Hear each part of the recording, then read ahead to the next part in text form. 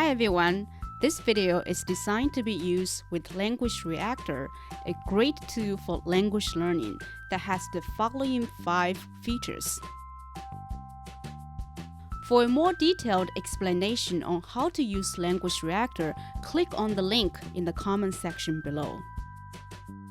If you wish to study with transcripts, go to our website store to have access to our entire PDF collection for one low price, as well as other inexpensive courses such as HSK 1 to 6, Anki flashcards, pocket-sized posters to study Chinese characters, as well as audio podcasts, street interviews, in-depth interviews, and more. A link to our store is below. 大家好，欢迎来到 Mandarin Corner 的播客节目，我是艾琳。Hello， 我是 Jonas， 好久不见呀 ，Jonas， 你最近去哪里了？我最近去玩了呀，这祖国大好河山，到处跑了一下子。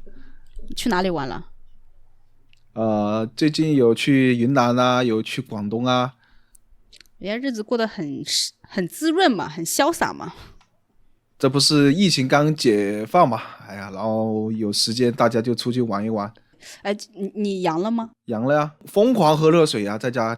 喝这个我也喝了好多热水，但是你知道吗？就是每一次我说喝热水这个，都会被一些外国人嘲笑，他们甚至说中国人喝热水这就是一个迷信啊！喝热水也是迷信呢？对啊，我觉得不可思议。我从小到大我听到的都是说平常多喝点热水对身体好一点，就是热水包治百病的。反正对我来说的话，我确实是在有的时候是不能喝很冰的水的，我喝完我确实觉得肚子不舒服，所以你说这个是迷信吗？我也不知道。不过呢，说到迷信啊，就即使在这个我们宣扬科学的时代，其实还是有一些老一辈传下来的一些迷信说法，是我们年轻人即便说不是真的相信，但也是有点忌讳的，甚至可以说他们已经成为了我们中国文化的一部分。那你们来到中国其实也是可能会看到这些，或者是体验这些，然后可能会觉得很奇怪的。那今天我们就来说几个在当今中国还是很普遍的迷信说法。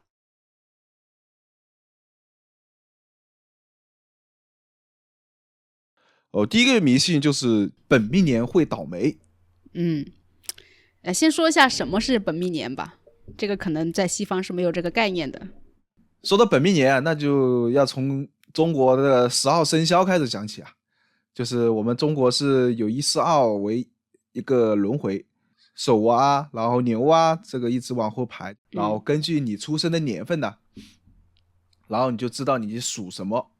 那么像我就属老鼠，那么鼠年就是我的一个本命年了。也就是说12岁，我12岁、24岁、36岁、48岁，每加12，它就是本命年。你知道我属什么吗？我不知道你属什么。我属猫的，我属猫的。哪有猫啊？这个根本没有猫。我属猫可以吃你老鼠。压根就没有猫。猫跟鼠为什么猫没有进12生肖？为什么老鼠进了12生肖？哎，对，为什么呀？就是有一个12生肖榜嘛，先到的那么就排在前面，然后后到的就排在后面。那个时候好像是猫是碰到什么事了吧，然后被老鼠给骗了，然后猫也就没去，然后老鼠也就是第一个到的那个地方。这个是一个传闻吧。所以说一般都会说属老鼠的都很聪明啊。你又把自己夸了一下是吧？这个他们说的，又不是我说的，你可以到网上查的，这个东西网络可以验证的啊。那你要这么说的话，我也无话可说，好吧？那你就很聪明吧。那么我们开始讲本命年为什么是会倒霉。本命年会犯太岁，就是一年里面就是会遇到一些离奇的倒霉或者是不幸运的事情。你本命年的时候有倒霉吗？我本命年也有碰到过一些这种不顺的事情，而且特别多，但是也不至于说是特别大的一个灾难，不然我也不会坐在这里了。我怀疑我本命年之所以没有倒霉，是不是跟我手上戴了一根红绳子有关系？因为我好像是在14年的时候跟一个朋友出去，然后就是买了一个红绳子带着，那也是带着好玩，但我就一直都没有摘下来。然后可能我的本命年就很顺利的过去了，因为不是说本命年一定要穿什么红衣服呀、红内裤吧，对吧？还有带红绳子什么的。我记得我12岁那一年，然后我妈就突然给了我3条那个红内裤，然后我比较排斥这个东西，因为我觉得红内裤是女孩子穿的。那你12岁的时候有倒霉吗12岁好小了，那个时候我也不知道有没有遇到倒霉的事情，但是我感觉到没有那么特别离奇的这个事情吧。但是我也是好好奇，我当时就问他们，然后才知道，他说你是本命年12岁，你要穿红色的衣服去辟邪。我之前我还问了棍关于这个本命年的，我问他上一个本命年有没有倒霉。说到这个他说我都想喝一壶了，因为他本命年的时候就挺倒霉的，说考研没考上，找工作又找不到，反正就是一系列的不顺，他说，然后过了好像就好了。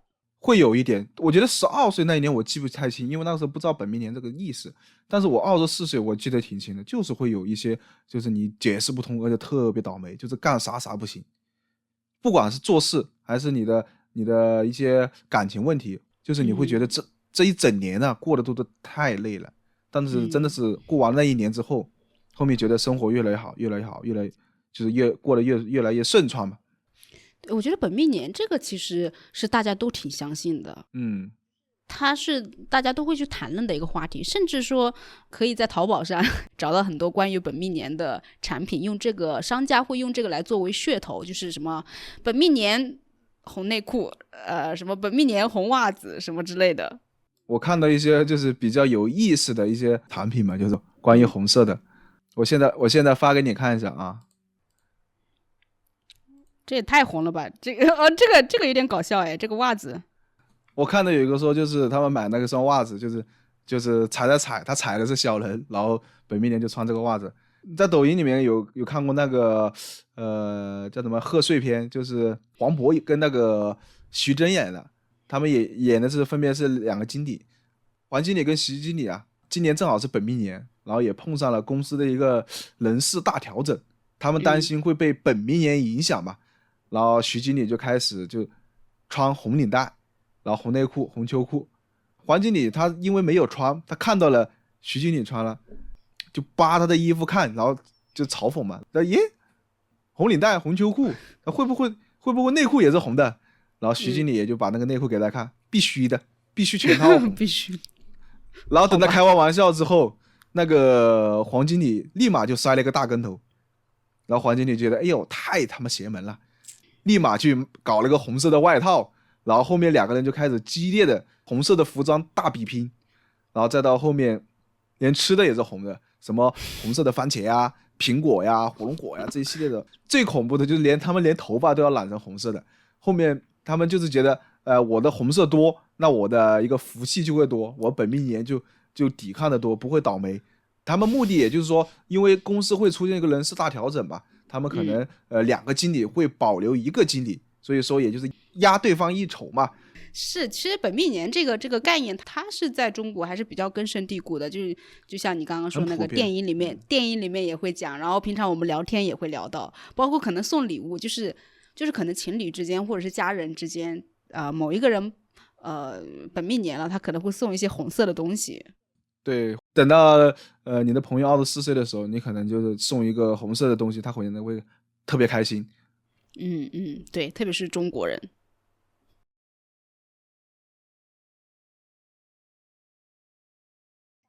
我们下一个要讲的是关于上香的这个迷信。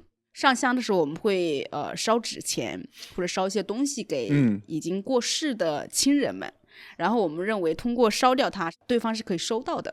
其实烧纸钱这个东西，在我们日常生活中是有很多那种解释不通的一些现象嘛。就是我们其实是说是烧给死人，但是他收不收得到我们不好说，但是也有人说他能收得到。不过确实，就我听过一些大人们说啊，如果说你梦到了已经逝去的人，跟你说他没有钱花，那你就要去祭拜他，烧点钱给他，不然的话你可能会有一些不好的事情发生。对，你知道，就是除了烧纸钱，就一到清明节的时候，小商店里面会卖各种有趣的这种民间可以用的东西，就比如说房子呀，什么什么这些东西，你看过没有？除了房子，还有什么麻将机啊、手机啊，还有的说什么烧几个仆人过去服侍一下他们呢、对对对，我在淘宝里面其实是有搜一些这个相关的一些民府的一些产品嘛。现在我把这个相关的链接发给你看一下。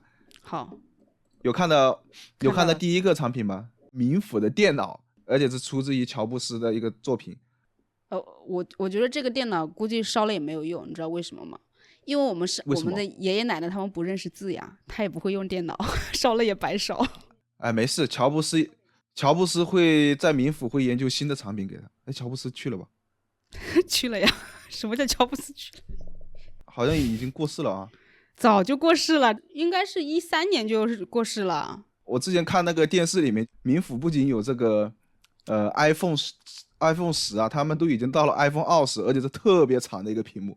是不是乔布斯研制了新的产品？可能是吧，可能比我们上面的产品还好一点。哎，我看了一下你发给我的这些图片啊，有一张我觉得特别有意思。这个房子你仔细看一下，它2楼站的那个仆人，那个仆人是一个老外，是一个白人。我有看到。我就想，中国人为什么要买这种房子，还有这种仆人烧给自己的先人？我觉得他们后辈啊有这个想法，就可能可能他的那个长辈嘛，可能这辈子也没有见过白人，那就烧一个就是白人，可能开眼界啊，或者是沟通一下，让他们不那么无聊，或者学习外语了。还有烧加油站的，你有看到吗？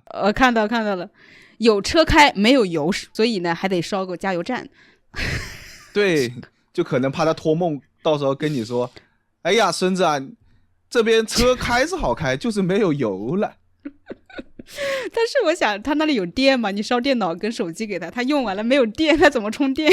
还有就是他没有网络呀。烧一个中国电信呢，或者烧一个中国电网过去。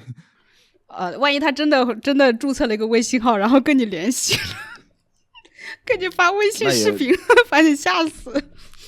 到时候还要给他点赞的，给他朋友圈。半夜托梦说：“孙子啊，你给我去朋友圈点个赞，我看下面的风景好看吧。”我的天，这个你估计吓得几天都不敢用微信了。不至于。其实我觉得，家里面就是亲戚啊，或者是有长辈啊过世的人呢、我对于他们，我其实是并不害怕他们，因为都是你最亲近的人。你知道就是不是还有一张麻将桌吗？这个麻将桌其实是不能随便烧的。死的这个人他生前的时候是跟你是牌友，然后如果说其中的3个都走了，你最好不要烧给他们，因为就造成3缺1，他没有牌友，他可能会把你带走，就是会有这么一个说法。然后好像是真的有这种就是烧了麻将桌，然后最后把牌友带走了的这个情况。就很离奇的就死亡了，然后自己也就陪他们去了。可能也真的是到了年纪，但就是这个说法，我觉得有点搞笑。讲到这里啊，我们家里人有过这个事情。我们那个平常烧的钱面值都挺大的吧，就可能有几万的有1亿的吗？一个亿的，8个亿的，就这种大额纸币，你就是烧一叠过去啊，可能就是几百个亿，或者几千个亿。哎，我们家人都觉得，哎，多烧一点，让他们日子过得好过一点，在下面可以就是更开心一点。但是后面我的一个亲人他就跟我说啊，最近一直做梦的那个去世的长辈说，你给我们烧这么多钱没用啊，在下面找不开，花不出去啊，怎么办呢？然后连续2个晚上做这个梦，后面他立马打电话给家里面的这些人，让他赶紧去烧了一些面值比较小的100的50的纸钱，后面他也就没有做这个梦了。我说一个比较诡异的例子啊，我外公死得早嘛，然后有一次就是我妈跟她妈妈，也就是我的外婆去烧纸钱给她爸爸，然后烧完之后回来了呢，没有几天之后，我妈的姐姐就梦到了我的外公，托梦给她说，哎呀，女儿啊，我钱是收到了，但是这个钱我花不出去啊。然后他就问他为什么，他说这个钱上都是一个一个的洞啊，那个钱没有用啊。然后他就觉得这个梦很奇怪，但他事先是不知道我妈去烧过纸钱给他的，然后他就跟大家说了这个事情嘛。然后我们说哦，我可能是因为烧钱的时候当时风太大了，然后那个钱就被吹起来了，他就用树枝拨弄了一下，可能那样子戳破了几个洞。然后我就觉得这个好不可思议哦，因为我大姨她事先是不知道她去烧钱了的呀，所以她怎么会做这个梦呢？我就觉得很奇怪呀。就你说她有没有可能是真的托梦了呢？在现在我的生活是没有很少接触，但是回到老家，他们觉得这个东西确实是很真实，经常会有托梦的这种现象。他会跟你讲他缺什么东西，然后你后面去烧给他们，然后后面也就结束了。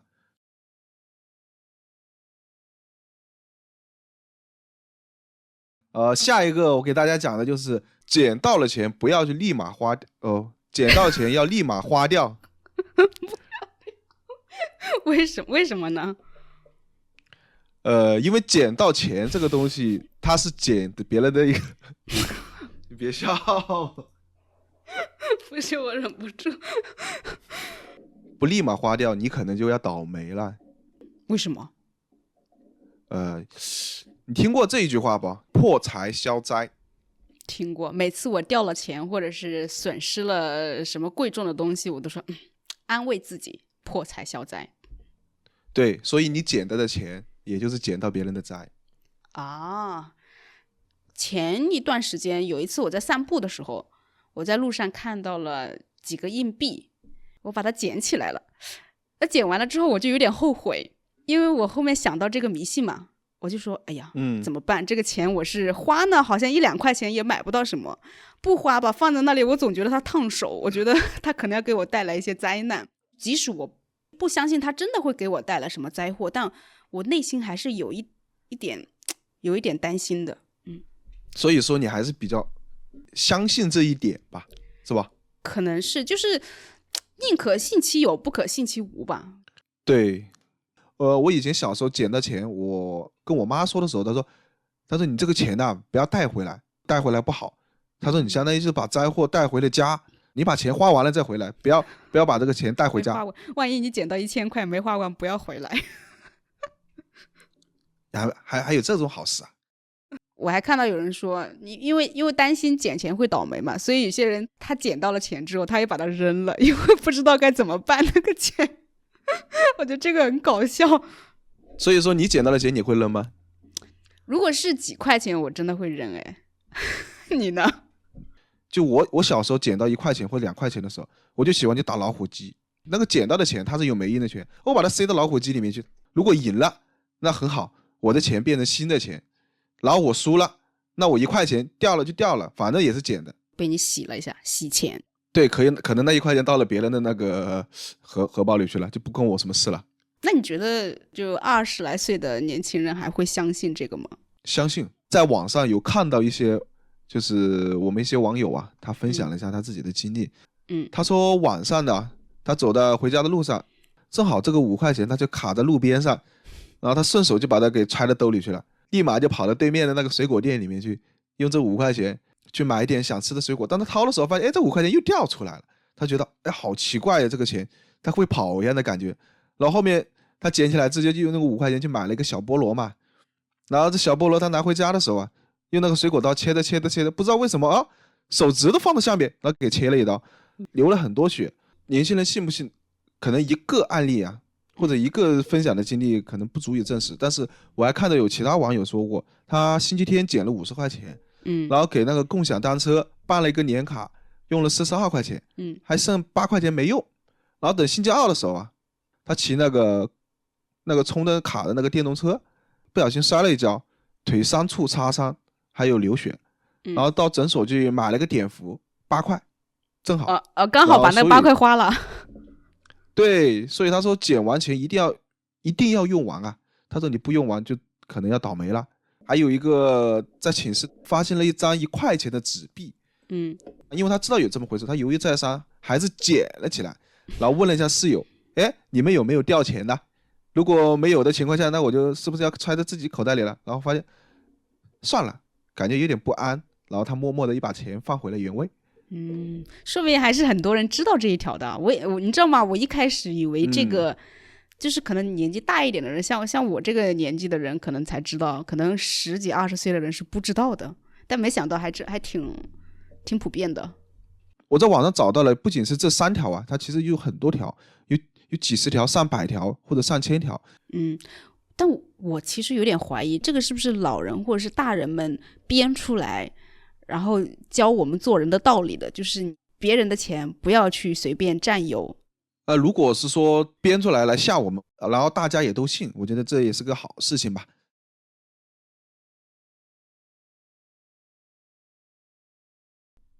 下一个迷信就是我们中国相信度最高的一个迷信，也就是左眼跳财，右眼跳灾，你听过吗？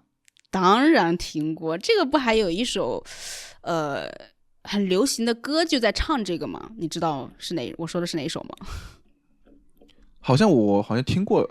左眼皮跳跳，好运要来到，不是要升官了，就是发财了。哦，是这样子吗？我只记得这一句耶。你是什么时候听到这个说法的？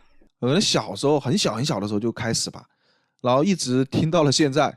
到底可不可信，我也不敢确定它是真的，但是我不会去过度迷信它。对我好的，那我们就信；对我们不好的，那我们就不要去太过在意。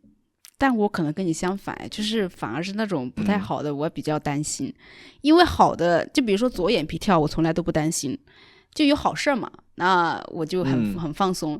但是如果是右眼皮跳的话，我其实是有一点隐隐的担忧的。我就有一个习惯，就是这么多年以来一直都有的，一旦我的右眼皮跳，我就会打电话回家，然后确保一下我爸妈都没事情，或者是家人都没有什么事情，我就放心了，我就不会害怕。你是不是有过这个经历啊？就是右眼皮跳的时候，然后家里面就是有过这个。倒也不是真的有什么经历，就是可能这个想法真的太根深蒂固了，所以就是每一次眼皮跳我就会有点心神不宁，我就有点害怕是不是真的会有什么事情发生。不过这也是好事，你去核实一下到底有没有问题，如果没问题，那也就慢慢的就不会就过于相信它。你呢？你有碰到过这种就是真的右眼皮跳然后发生了什么大事的经历吗？反正我是认为左眼皮跳我就相信，右眼皮跳可能就是没休息好。你这个好吧，科学的说法就是什么说你没休息好，其实眼皮也是会跳的。对，我相信科学的，但我也相信迷信的，所以说我说左眼皮多跳一下没事。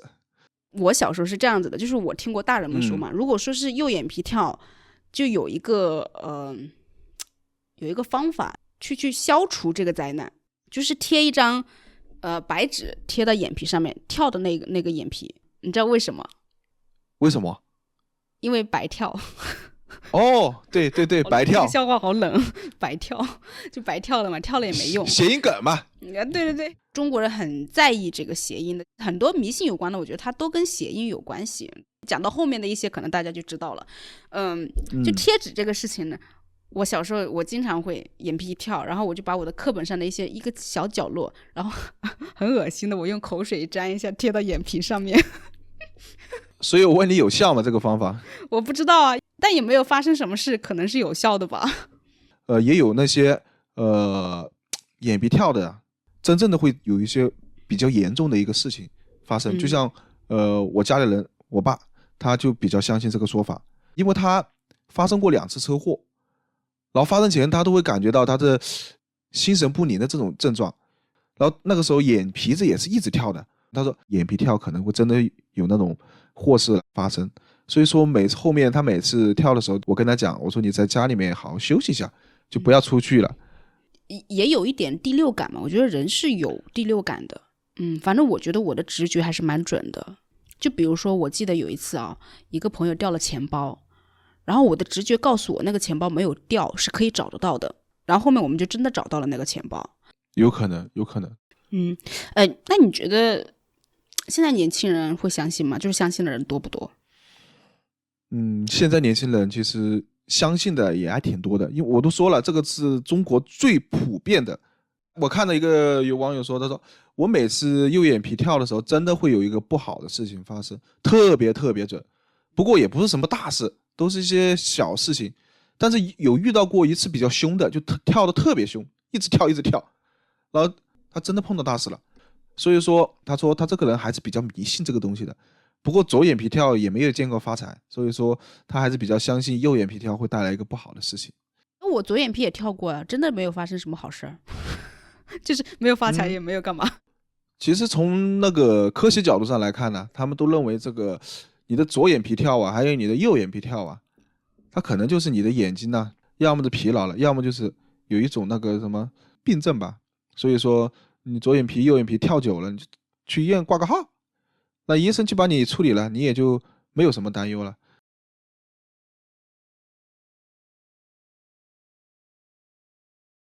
好，那我们下一个是关于饭桌上吃饭的时候的一些迷信。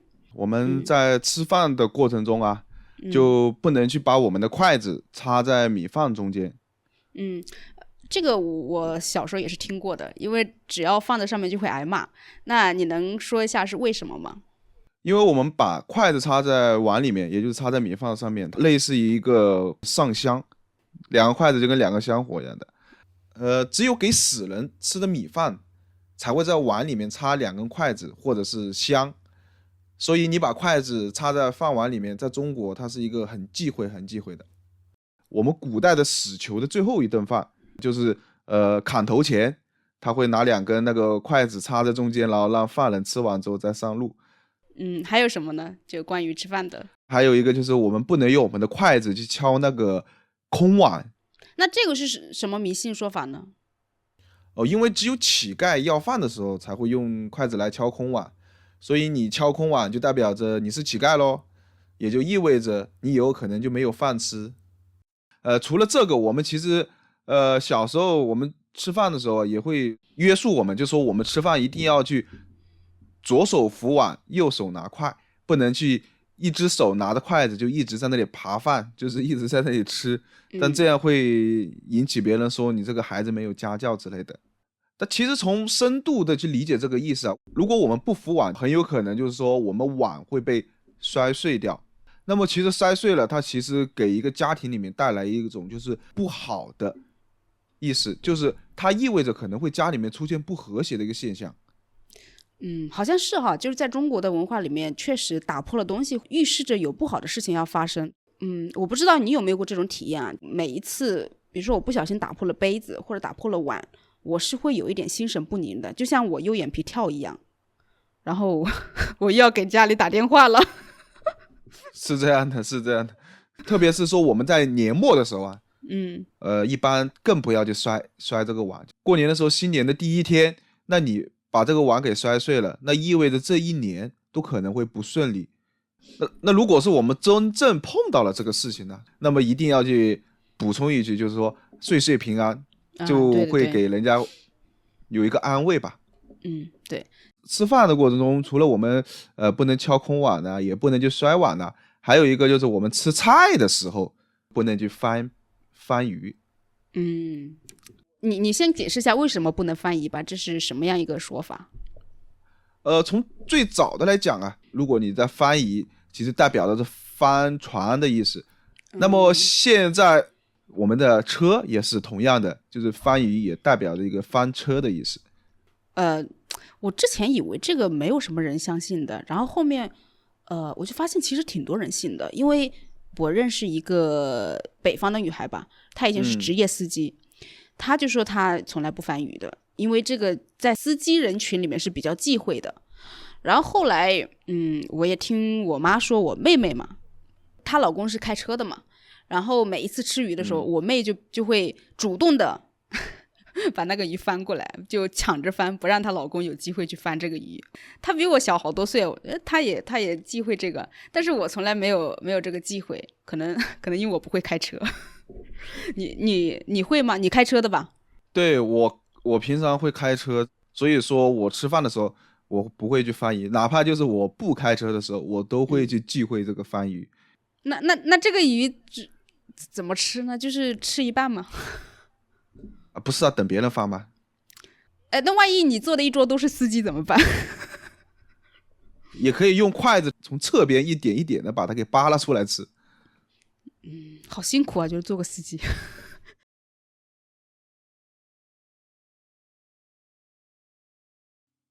好前面我们说到谐音嘛，在中国文化还是比较强调的，就真的是无处不在。那我们下面要讲的这个迷信或者是禁忌吧，它跟谐音是有很大的关系的，就是关于送礼物的一些忌讳。对，我们送礼物啊，它的一些忌讳大部分都是跟一些谐音有关的。首先最不能送的那就是钟，钟表的钟。因为我们送钟跟送终它是一个同音的，终也是终点的意思嘛，然后代表了他要去世了，你去送了他最后一程。如果你送这个礼物给某个人，他一定会认为你在诅咒他，想让他去死，就是可能你对想让他去死。就是这个好吧，这个也其实也跟谐音有关系，因为我们因为中国人很忌讳说死嘛这个词，然后网友们就不会说去死去死。对，如果是仇家嘛，就是可能是结了一个比较大的仇，那可能真的会就有一个人会快递啊给他寄个钟过去。对，谁欠我钱不还，我就送个钟。对，在周星驰的电影里面，你看过周星驰的电影吧？当然看过，他这么有名。他有一部电影叫《功夫》，然后里面有一个画面呢，斧头帮嘛，到包租公包租婆那里面就闹事，后面就是产生了一系列的纠纷。后面那个斧头帮的老大吃了亏，他请了一个杀手火影邪神。正在他请杀手过来的时候啊，那个包租公包租婆他也要找他麻烦。他说，你把我们这些租客就打残废了。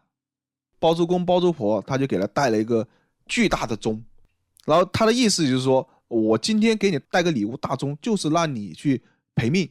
所以说这是结了很大的仇怨，他才会去送这个礼物。还有什么礼物是不能送的？我们还有一个送伞，因为伞跟善是谐音，然后把这个东西送给别人当做礼物，是有一个不好的意义，它暗喻着是分手啊，然后永别的意思。所以朋友之间互相赠送伞，也就暗示着日后可能分手或者是离散。就是关于伞，它还有一个迷信，我小时候经常听的，就是我知道，室内不要带伞，会长不高啊。我觉得我这么矮，可能是因为我小时候打过伞，因为我经常在就是外面下雨了，我打伞进来，我在房间里面我还打着。我也打过。那你怎么长这么高？我也不知道，可能是因为基因比较好吧。其实水果里面有很多这种，就是送礼物有一些忌讳的东西啊，也有很多一些好的意义的东西。所以说，你水果送对了，其实是一件好事情。你知道送梨这个东西吧？我知道不能分离。比如说我买了一个梨，我不会跟别人分着吃，因为分离代表着分开。送梨是不会去送的。那你知道什么水果能送吗？送苹果吧，平安嘛，代表着。还有呢？橘子吗？橙子吧。对，橙子，诚心诚意。对。然后还有吗？火龙果。红红火火。还有一个东西我知道，你说。我想的是鞋子。鞋子它是代表着一个邪气的意思，然后也是代表着说希望对方离开嘛，送走对方。其实这个忌讳更多的是情侣之间，就是如果说你送鞋子给你女朋友，可能代表着就是有个不好的寓意，或者你们俩即将要分手，或者怎么样。除了送鞋，你知道还有送什么？看上去不好，但其实意义很好的，但是没人送的。什么呢？棺材呀。啊？升官发财呀，它的意义。但实际上在农村是有这样的一个风俗，就是老人家比如说到了60-70岁这样子，然后他的家人就会给他打一口棺材，然后放在那里。其实他们觉得这是一个好的寓意，不叫棺材，叫寿财，因为你是天寿嘛，那你就不会死的那么早了。对，所以也是有谐音在里面嘛。不过说回到这个鞋子啊，你会送别人鞋子吗？或者你介意别人送你鞋子吗？如果我比较相信这个东西，说送鞋它是不好的，那我从一开始我就不会去接触这个礼物。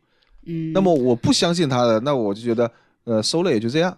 这个其实我有一个谐音能够化解它。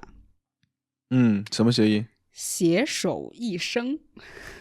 哦，对啊，其实硬是要用一个谐音梗去解决它、化解它，那还真是这个词。其实情侣之间也是会经常送花嘛，但是你知道中西方是有一些文化差异的嘛，就有一种花是你绝对不能送的。但是我有看过一个外国人，他送给他的中国女朋友一束菊花。菊花不是代表的，对，就是那种去世了他才会去送、啊。对对，你只有去上坟的时候你才会送菊花呀、所以说中西方文化碰撞的时候啊，还是有很多有趣的东西啊。如果说外国人来到中国，他要送给朋友礼物，你会给他们什么建议？送礼物这个东西，第一个投其所好，还有一点就是适当的去避开一些忌讳的东西。但是在你什么都不知道怎么送的情况下，比较传统的一些东西，什么烟、酒，然后黄金，实在不行就是红包，他绝对不会有错。对，红包可能比较直接一点，这个你知道吗？很多外国人是不能理解的。他说送钱不是很俗气吗？然后很奇怪啊。对，我们送钱送的是一个包，它是以红包包裹着的，红红火火，它其实带着一个祝福，就是希望你家里面过得红红火火。我很好奇啊，就是在你们国家有没有什么迷信的说法？因为我相信这个迷信应该不仅仅是在中国有，可能在每个国家都有，只不过是不一样的所以如果有的话，你也可以在评论区跟我们分享一下。那如果你喜欢这个视频的话呢，就请给我们点赞、转发并分享。最后呢，也请订阅我们的频道。那我们就下期再见，拜拜，拜拜 ，Jonas，拜拜。